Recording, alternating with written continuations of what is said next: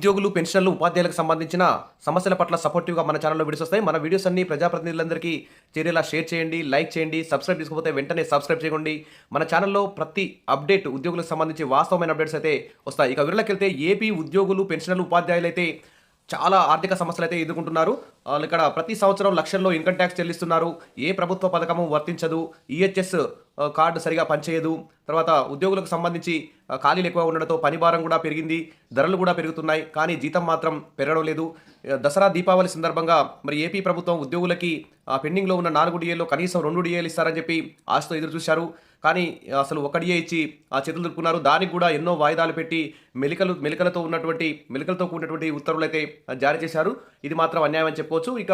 ఇక చూస్తే అసలు పీఆర్సీ కమిషనర్‌ని నియమించకపోవడం అన్యాయం. తర్వాత మధ్యంతర భృతి 30% వెంటనే ప్రకటించకపోవడం కూడా చాలా అన్యాయం అని చెప్పుకోవచ్చు. మరి దీనికి సంబంధించి సగటు సాధారణ ఉద్యోగులందరూ కూడా ఏపీ ఉద్యోగ జేఏసీ పైనే ఆశలైతే పెట్టుకున్నారు. మరి దాదాపు 20కి పైగా ఉన్నటువంటి ఉద్యోగ సంఘాలు మరి ఇటీవల మరి క్యాబినెట్ ముగ్గురు మంత్రుల కమిటీతో సమావేశమయ్యాయి. ఆ సమావేశంలో మరి ఉద్యోగుల జేఏసీ నాయకులు ఏం మాట్లాడారో ఏమో అర్థం కావడం లేదు.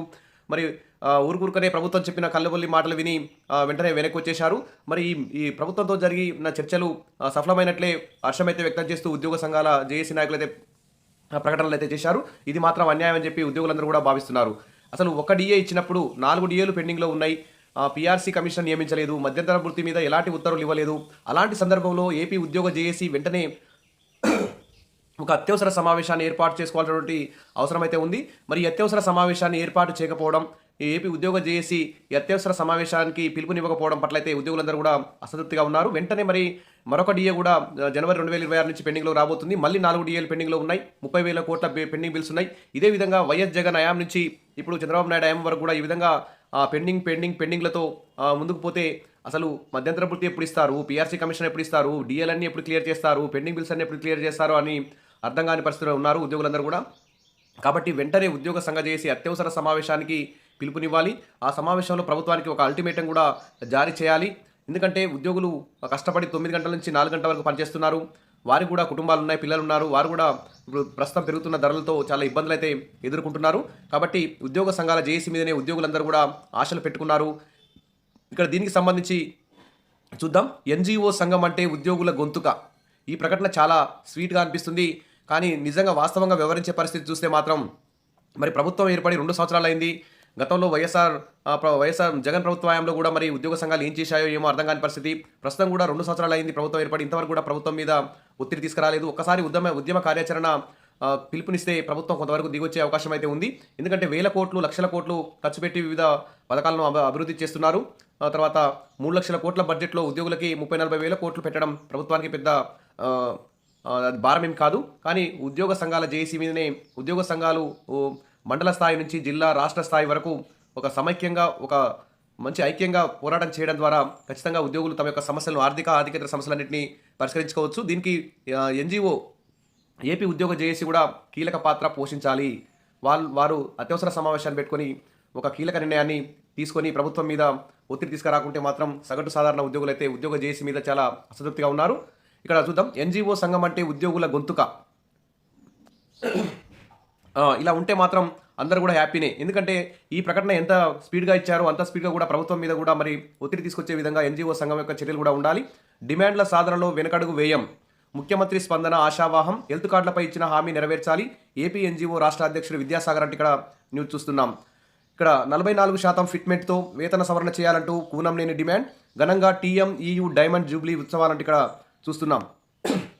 ఉద్యోగులకు సంబంధించి వేతన సవరణ ఇప్పటికీ చాలా ఆలస్యమైంది కాబట్టి 44% ఫిట్మెంట్తో మరి వేతన సవరణ ఇచ్చే విధంగా ప్రభుత్వం చర్యలు తీసుకోవాలి. దీనికంటే ముందు ఇప్పటికీ పీఆర్సీ కమిషన్ నియమించలేదు కాబట్టి వెంటనే 30% మధ్యంతర భృతి ఇవ్వాలి.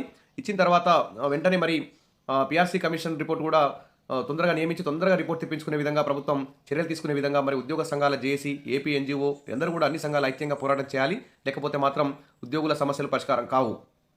ఇక ప్రభుత్వ రంగంలో ఇంత సుదీర్ఘకాలం పాటు పనిచేస్తున్నటువంటి ఉద్యోగులకు సంబంధించి మరి ఆర్థిక సమస్యలు పరిష్కరించకపోతే ఉద్యోగులు చాలా అన్యాయానికి గురయ్యే అవకాశం ఉంది. కాబట్టి రాష్ట్ర ప్రభుత్వ ఉద్యోగులకు 2023 జూలై నుంచి వేతన సవరణను 44% ఫిట్మెంట్తో అమలు చేయాలని, 5 విడతల కరువు భత్యం విడుదల చేయాలని ప్రభుత్వాన్ని డిమాండ్ చేశారు. శాసన మండలి సభ్యులు ఇక అదేవిధంగా డిమాండ్ల సాధనలో వెనకడుగు వేయం ఏపీ ఎన్జీఓ రాష్ట్ర అధ్యక్షులు విద్యాసాగర్ అంటూ ఇలా ప్రకటించడం అయితే గుడ్ న్యూస్ అని చెప్పుకోవచ్చు. ఇక తెలంగాణలో ప్రస్తుతానికైతే 5% మధ్యంతర భృతి ఇస్తున్నారు. ఏపీలో అయితే కనీసం మధ్యంతర భృతి కూడా ఇవ్వకపోవడం అన్యాయం. ప్రస్తుతం అయితే వెంటనే ఉద్యోగ సంఘాలు చేసి అత్యవసర సమావేశం ఏర్పాటు చేసుకుని మధ్యంతర భృతి 30% ప్రకటించే విధంగా చర్యలు తీసుకోవాలి. ఎన్జీఓ సంఘం అంటే ఉద్యోగుల గొంతు కానీ నిరూపించుకోవాలి. ఇక హెల్త్ కార్డులను కూడా వెంటనే ఖచ్చితంగా అమలు చేసే విధంగా చర్యలు తీసుకోవాలి. ఇక ఉద్యోగుల సమస్యల పరిష్కారంలో తగ్గేదేలే. ఉద్యోగులకు రావాల్సిన 30,000 కోట్ల బకాయిలను చెల్లించాల్సి ఉంది. ఓపీఎస్ హామీని నిర్ణీత వ్యవధిలో నిలబెట్టుకోవాలి.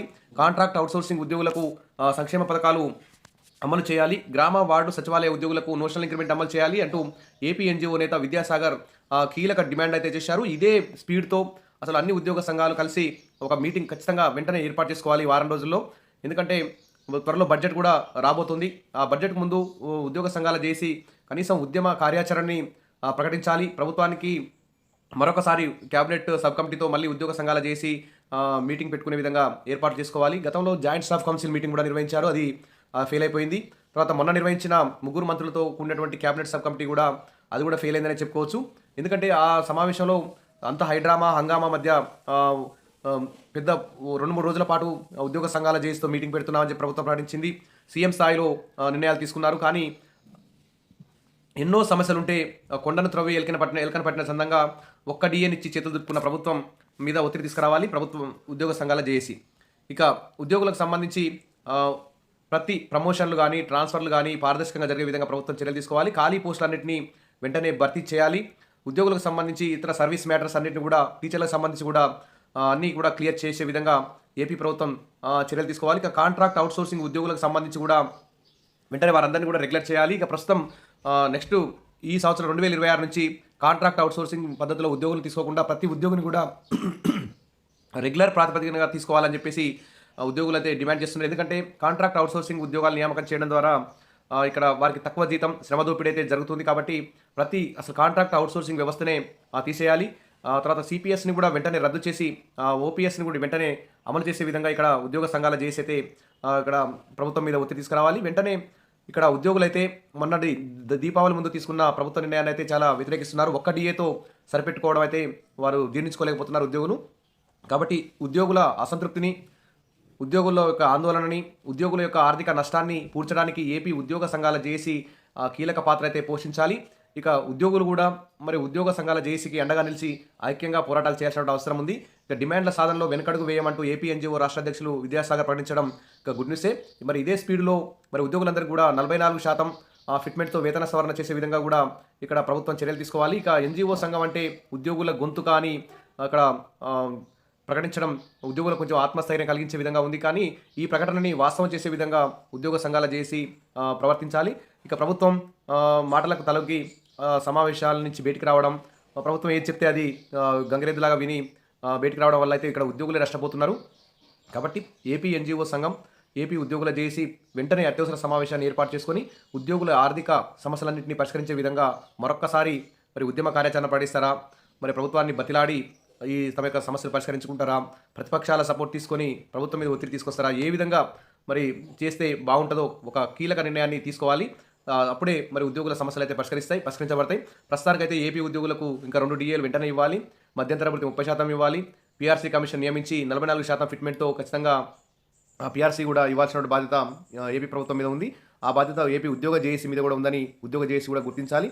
ఇక విషయాల్ ద బెస్ట్ సగటు సాధారణ ఉద్యోగులైతే ఈ అంశం మీద కామెంట్ చేయండి. మీ ఉద్యోగ సంఘాల జేఏసీ కూడా మన ఛానల్ ద్వారా సూచనలు సలహాలు ఇవ్వండి. విషయాల్ ద బెస్ట్ మరిన్ని అప్డేట్స్ కోసం మన ఛానల్ని ఫాలో అవుతుండండి, సబ్స్క్రైబ్ చేసుకోండి. Thank you.